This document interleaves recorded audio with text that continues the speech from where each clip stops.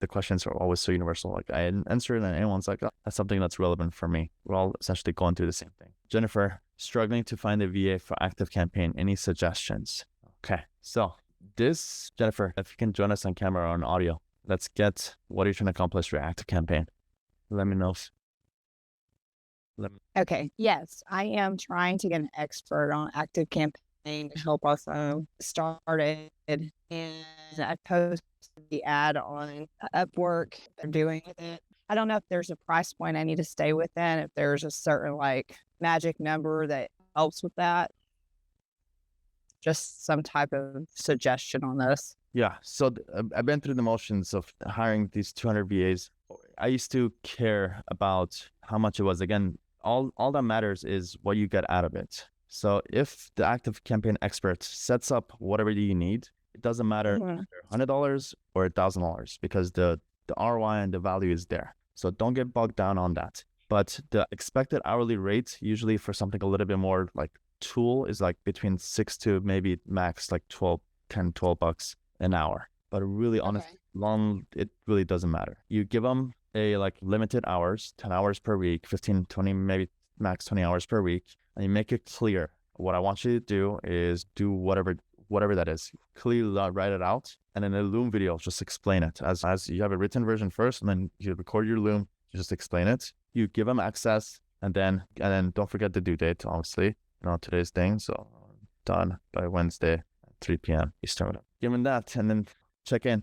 What's going on? As simple as that. So where'd you get stuck on when you put up the job post on Upwork? What part? Where'd you get stuck on? It's not getting stuck on it. It's more of like not really getting the qualified leads for the position. It looks like if I want someone who has good experience on ActiveCampaign, they're wanting like $20 to $25 an hour. So is that seem realistic, or does that seem too much? I mean, that's my question with it. Since ActiveCampaign is such a popular tool, there's going to be hundreds, if not even thousands of people that can do ActiveCampaign. So no, I would probably find somebody below $10. Okay. And that's where I'm having problems. And maybe it's where, I've been focusing on the Philippines. Should I be focusing on like a broader area? Yeah, good point. Yes. You're not limited to Philippines. Philippines is good for like just general VAs who are good at writing, like doing computer stuff. But when it comes to like experts or tools or things like that, be more open to other. Okay.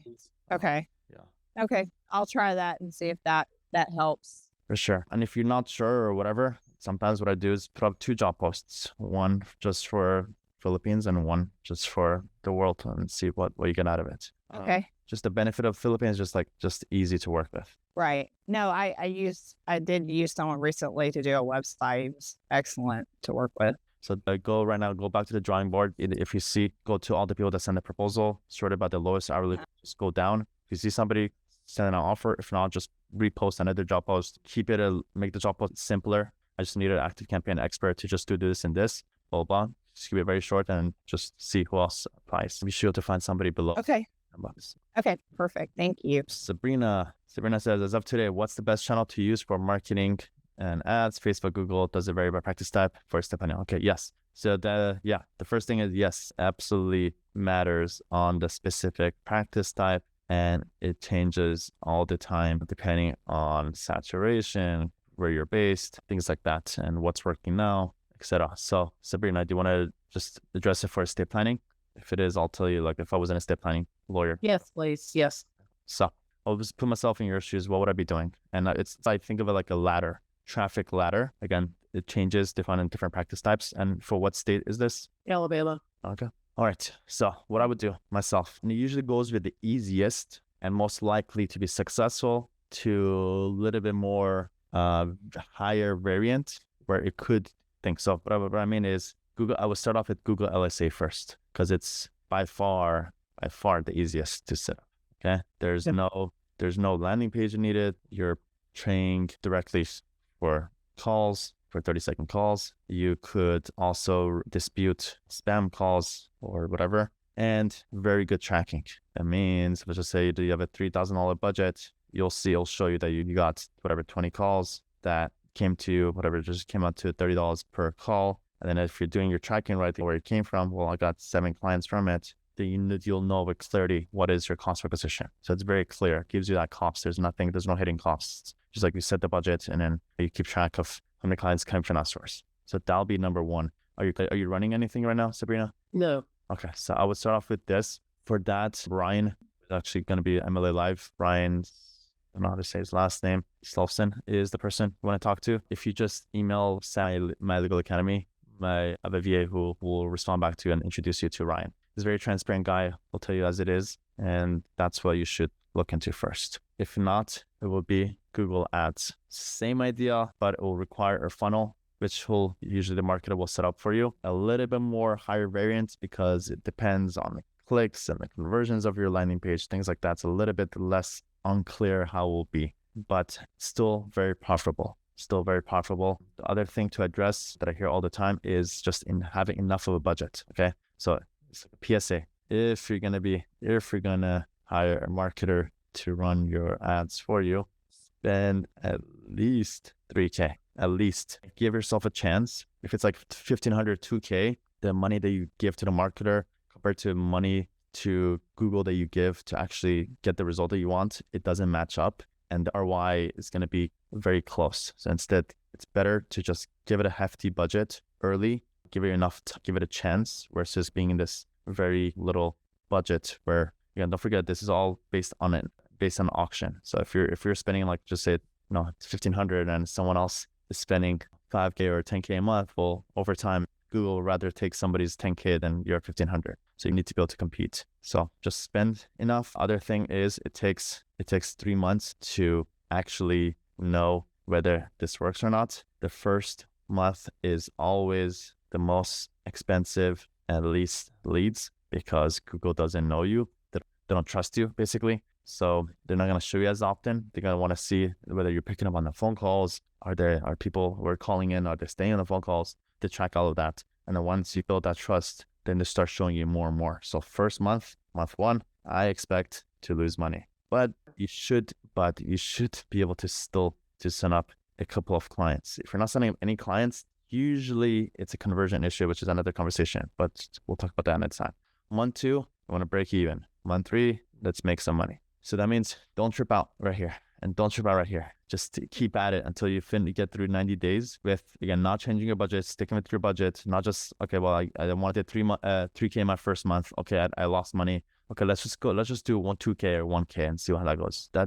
You're going to absolutely lose money with that strategy. Kind of stick with your long-term strategy, give it 3 months, see what happens. Even if you break even after 3 months, I would still consider that a success because if you continue at it and the marketer is going to do their job, your ads are going to get optimized and you're going to get better. Then by month 4, 5, 6, you're going to continuously get better and better. Yep. These 2 is like number 1, number 2 sources. That's probably more than enough for you. But if it was for me, I would go straight into this Facebook ads. But the problem with this, it's a higher barrier of entry, not as easy, requires more of an expert who knows what they're doing. So, but I would say for you, just stick to Google Ads and Google Ads. If not, Facebook ads will be number 3. Thank you. Sure. Actually, for estate planning, potentially it might be better. For estate planning, I trust Empirical 360 a little bit more because they only focus on like very specific practice types. So Sabrina, it's the same conversation still goes, but just in your email, just ask for introduction or Empirical 360. They have more estate planning. I believe they do estate planning, bankruptcy, and family law specifically.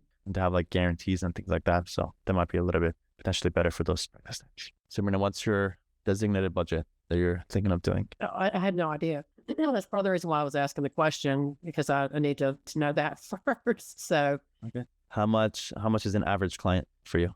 From about 8,000. Okay. In elder law, 8,000, I should say, 4,000 in estate planning. Okay, great. If it was me, I would do 1 client's worth, so it's just basically 4K. Okay. Budget is like, think of it as units of clients. So I want to spend 1 client to make 3 clients. Okay. Yeah. Before all of this, well, I think even before lockdown, I had signed up to do a Facebook ad campaign with a group that is going to handle the intake and setting up the landing page and all of that. And it seems like the amount I pay, and we're just getting ready to go with that at the end of June, beginning of July. Yes. And it seemed like I must have gotten a really good deal, or I'm not clear about what's happening, because I paid $2,500, and that seems considerably lower than what it looks like I need to have ready to go, like, for example, with the Google ads. So I'm afraid I need to start there, since I've already got everything going with them. They've been very helpful. It's just I didn't know what I was doing. I wish I'd had a little more information, so I would have known the questions to ask, I guess is the way to put that. So that's fine. So I've known Jan. He's been doing this for a while. I think I've known him for at least 5 or 6 years. Good guy. I think he knows what he's doing. But at the same time, it could go one of two ways. Either it goes well or it doesn't. And what I found, and I've seen people commenting about it, and every time the person who comments negatively about it, every time I read that comment, I know from my perspective, who's journeying these leads and going through all these troubles of signing them up, I know when I see that, it's always a conversion issue. I mean, the conversion is when you get the lead, signing them up. And the conversion issue always falls on you as the long. So that's basically on doing amazing on the calls, providing a great offer with urgency to take on the offer on the first call, following up enough, sending personalized videos to the lead after the call, providing installment payment plans, things like that. It all comes down to this, and these are the things that you control, not necessarily Casefield. Casefield's job is just they already got a campaign that works. They probably duplicate it for you, but you get the leads. And now it's your job to sign them up. So, and they have a lot of good training information, because the reason why I started moving in this is my practice is almost entirely referral based, which makes me a little nervous. I mean, I have great referral sources, but I mean, they are what they are, and some people retire or whatever. And so I know that my super high close rate with my referral source people is not going to translate these calls without a considerable amount of effort. Absolutely, 100%. So what I would do is ask them, what is your typical conversion rate? Is the first a question I would ask. And also, what is your most successful client? What is their conversion rate? And then whatever number that they give you in your head for the most successful one, that should be your target, and have that confidence and build to get to that high conversion rate. Okay. In my head, the conversion rates depends on the source, whether it comes from Google, Facebook, different where it comes from, how well they're nurtured before they come in, which usually depends on the ads itself or what they experience before they get on the call. But typically, I'm assuming they're running Facebook ads, and I'm assuming if you get 10 to 20%, then you're golden. Even if you get, you're probably going to be very profitable. So yeah, minimum shoot for 1 out of 5 clients, which also means that 80% are not going to be clients. And a lot of people have like high expectations. My ads that I run on Facebook, we're converting on 5 to 8%. I mean, it's 92% of the calls or leads that we get don't go anywhere. And even with that, we do really well. So just like, and I always, every time I set it up or do it for someone, but the first leads are trash. Or just 600 times. I don't care about 92% of the leads. Can you sign up to 8%? If you can sign up 8%, we can make a lot of money together. So just lower the expectation, have self-ability, do all these things, and you will do well. Other thing that I'll to you for anybody who wants to do better in sales and things like that. For estate planning, there's a book called $100 Million Offers by Alex Hormozi. I'll read that. It's perfect. I think it goes hand in hand with estate planning. Read that, make the most fantastic offer you can make. A lot of different levers and things you can add to make the offer as good as possible. And if you're really genuine, you really care about the client and you do that, I think you'll be successful with them. So then you should be fine. If you stick to them, just focus on this then. Okay. Thank you very much. No problem. The self-accountability is huge. I've been through this so many times. I'm not setting up the clients. I'm like, okay, so what are you doing? Like, what's your automations? What's your follow process? What's that? And the people who just like give up and stuff, like it just doesn't go anywhere. Just have to keep at it. And Stacy, you asked a question about, can someone give me an example of types of questions to use with a chatbot on my website? So this share with you a resource basically to create an FAQ. I'll put the link in the chat and I'll quickly go over it. Okay. I just put the link in the chat to this document. This is how to create an FAQ. What you want to do is just write 3 FAQs for your law firm.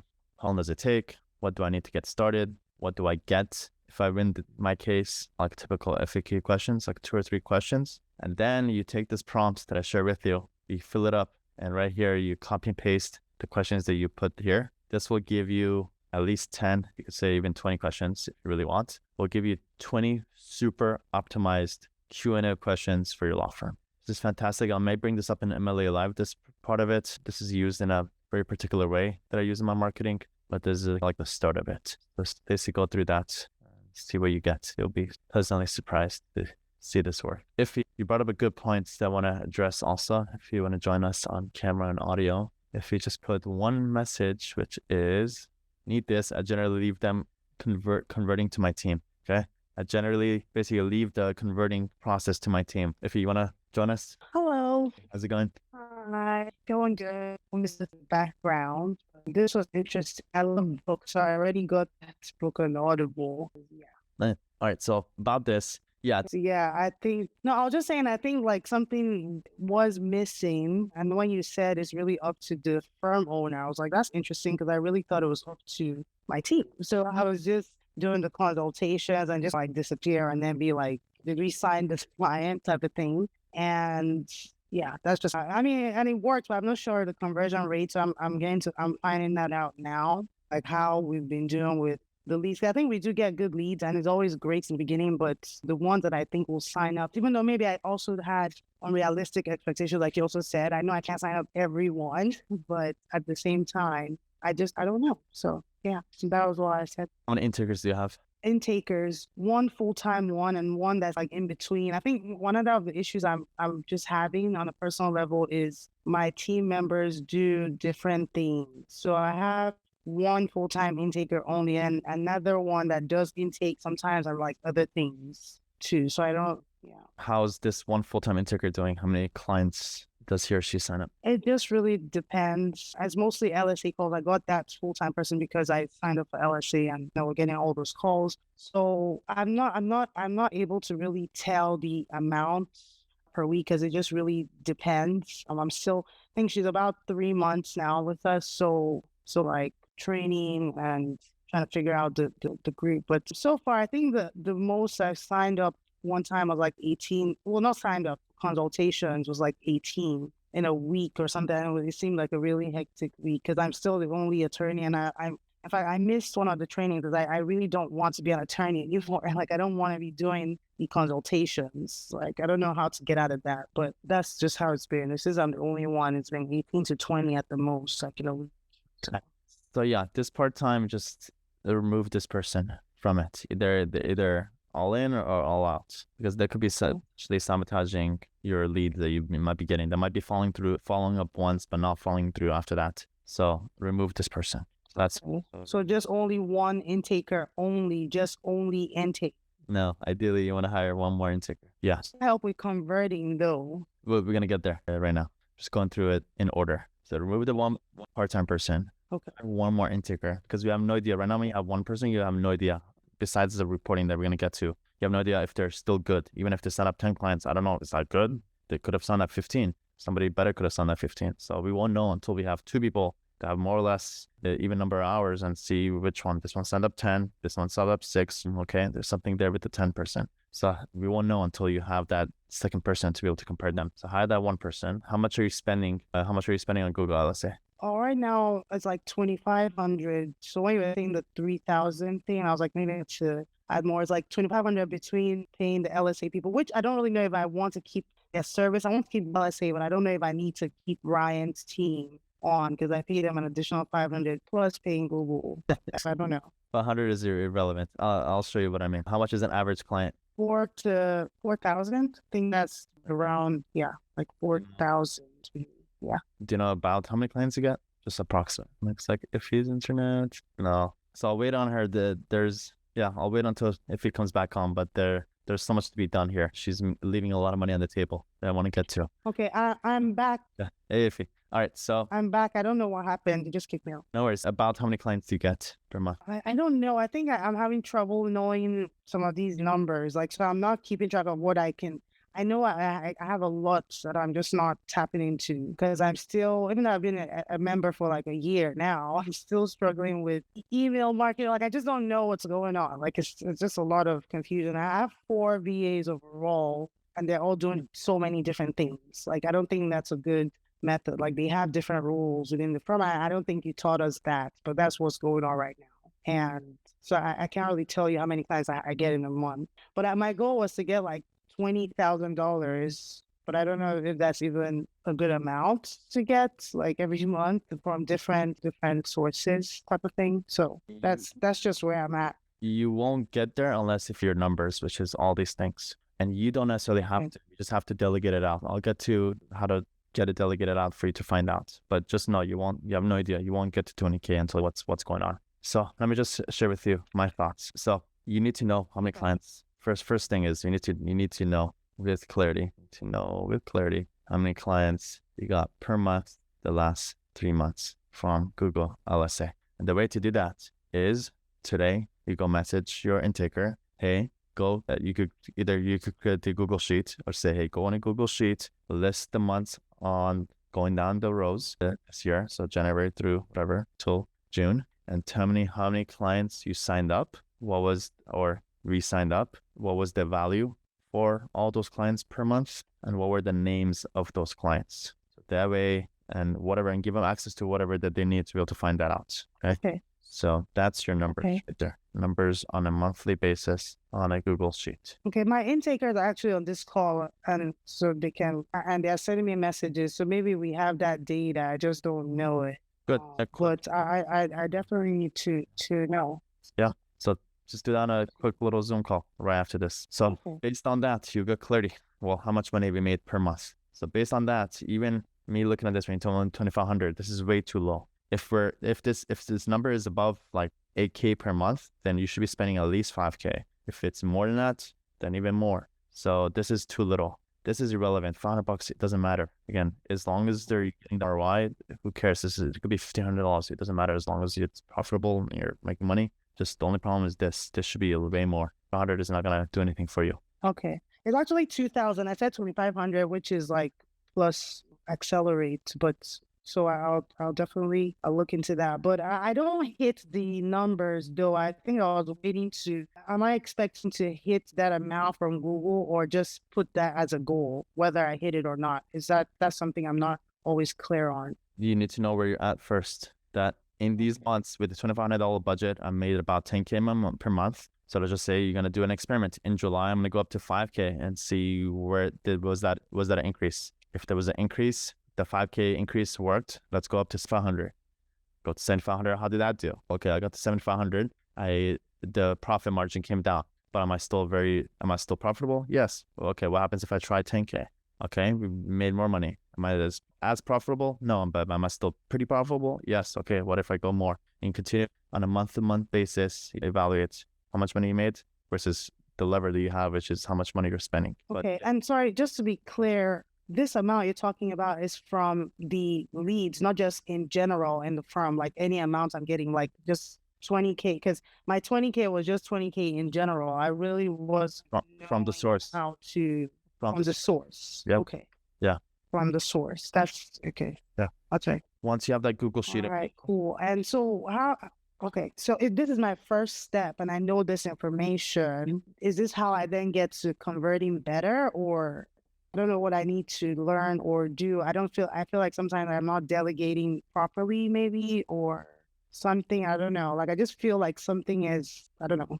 Again, if you have hired the one intaker, you'll know how they're doing as an individual basis. Next is just general numbers to know if you're profitable. And based on that, then we'll see what we need to do. There's a lot of stuff that could be done. The CRM, the automations, the more follow-ups, all those things. Different levers. It requires a little bit more, but let me share with you this one, which is super easy. This is be very easily done. Okay, so you need these 3 things. The tracking is the Google Sheet that we just talked about on a monthly basis to know how many clients signed up versus the cost. Okay, that's number 1. Second, easiest thing you can do for the fastest growth is just to create a goal. Okay, so usually we sign up 10 clients a month from Google LSA. Simply just make a goal of 15 clients a month. Just literally just saying your goal, literally as simple as saying July, our goal is 15. Okay. And last part is incentives. If we sign up 15 clients, you get $250 bonus. If we sign up 18 clients, you get $100 bonus. And if we get to 23 clients, you get $650 bonus. the amount does not matter. Just the fact that you have a bonus incentive in place and you have goals in place, you will see you just from this, you'll double on the clients you have, you're able to generate. I'll put this in the chat. This is literally goal. This is your today's objective. Get these things implemented. How to get around bar rules for that? We've talked about this before. I'll just share a resource for this. You could study it yourself. This has been brought up before. Here it is. Thank you. I just saw it. It's ethical considerations, some things to keep in mind. It's all here for you.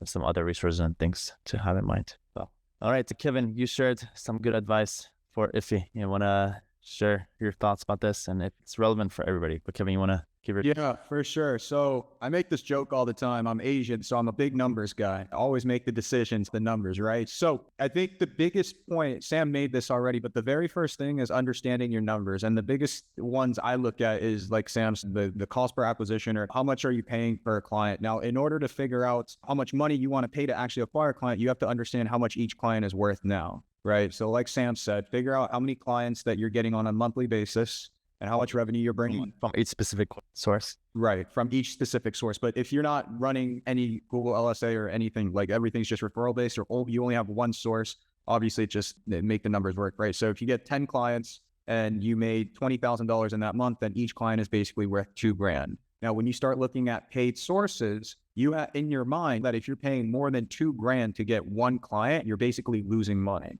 which then you have to optimize the ad, or the Google LSA side, depending on what source you're using, right? So just get clarity around how much each client is worth and how many clients you're getting on a monthly basis. And then once you start adding all these other traffic sources, your threshold, which is the maximum amount that you're willing to pay to get one client. In the marketing world, that's called your CAC, which is cost to acquire a client. So yeah, hopefully that was helpful. But the tracking side of things is very, very important. So yeah, sweet. And practically, if you struggle with the tracking, you put up a job post on Upwork that you could take any tracking tool, like let's say Google Analytics Expert, or there's Microsoft BMI. There's different like the tools. So you just put up the expert, you hire that type of expert. It doesn't even have to be, again, specifically you don't have to do Google Analytics, right? But you just tell them, these are all the things that I'm doing.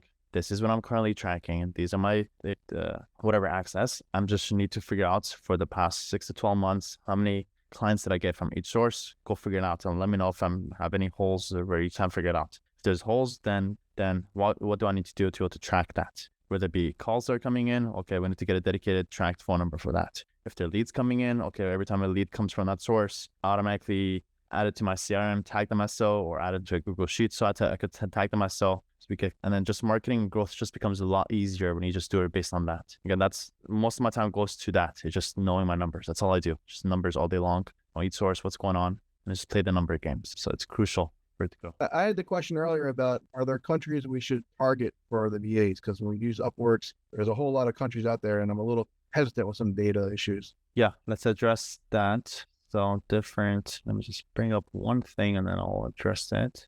All right, so depends obviously on whatever we're trying to accomplish. So if it's just general writing, typing, computer stuff, essentially Philippines, go to. If it's intaking, sales, setting up clients, then I would recommend Spanish-speaking countries. Here's the list. These people are a little bit more prone to sales and money. They're trained a little bit better for that type of role. And if you also happen to be in a geographical location where there's also obviously a lot of Spanish speakers, that could be useful. For some of our law firms, we only hire Spanish intakers. One, obviously for the type of clients that we get, but two, based on their quality. So that's what I would do. And then if it was something technical or specific tools, you're definitely not limited to Philippines. Pretty more open to other countries, but also have some do not hire countries list. It's weird to talk about, but again, we're masterminds, so I'll share that with you. And I did in the past, and it just wasn't necessarily a good experience. A little bit harder to work with, so I would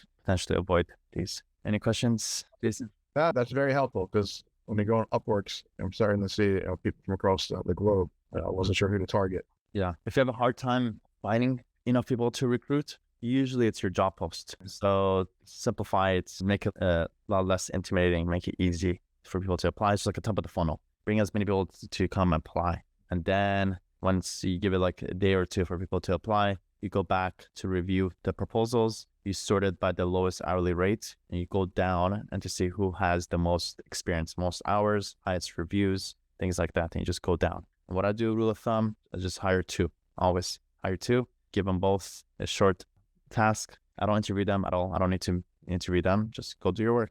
Let me know how it goes. From that, pretty obvious who's more responsive. Responsiveness is huge. Who is quicker, who has better grammar, and who cares more. Those are like the signs that they're better VAs. As much as I'm concerned, it's a 50-50 of how they're really good or they're not good. Over time, you just continue recruiting, finding those superstars that you work with.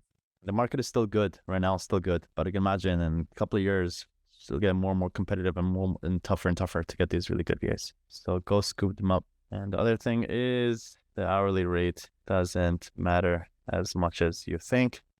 A $10 VA is sometimes 2 or 3 times better than a $6 VA. And sometimes, like, when you get to a certain level, like, you stop hiring people that are below $10. Now I'm only looking to hire VAs that are above $15 or more. I noticed you can see their job history and you can see their wage progress up. So continuing going up, help I target them better. Yeah. And make sure that they're 100% committed to you and not working any other jobs. Crucial. So that you can get them 40 hours when they're fresh. Very good. Very good. That should do it. Yeah.